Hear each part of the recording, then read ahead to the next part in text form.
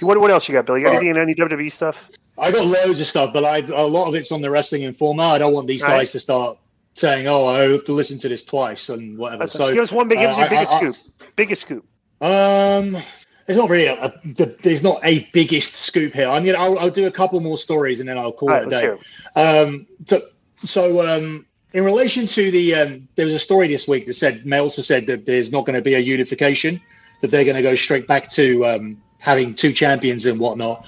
Well, that kind of goes against what I was told that they were doing, because I was told a while ago, which I reported on the show, was that Nick Khan wanted the end of the brand split, and that's because he doesn't want Roman Reigns to be on one show and NBC can't have him, and Brock be on one show and Fox can't have him. So the idea was for at least your top women and your top men is that they would be able to go everywhere, and having one champion and not having a brand split allows you to do that, just having everybody on all the shows.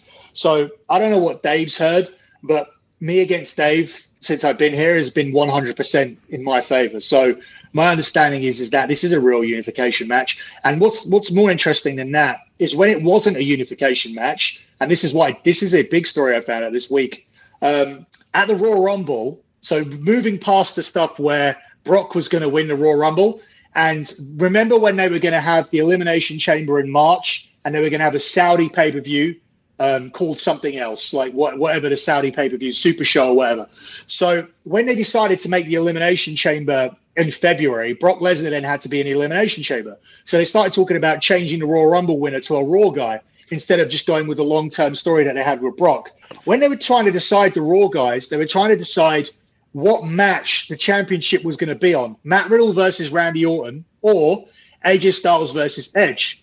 And that was the same weekend they confirmed AJ Styles versus Edge, because Edge on his wish list wanted to work with Finn Balor or AJ, and they said we're going to go with AJ.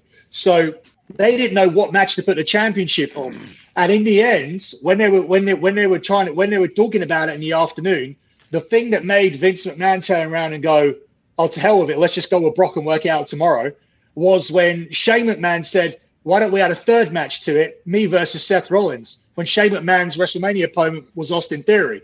So when Shane got involved and realized that they didn't really know what they were doing with the match and where they were going to put the title, he decided to just pitch himself and Seth Rollins, which wasn't even Shane's match to begin with.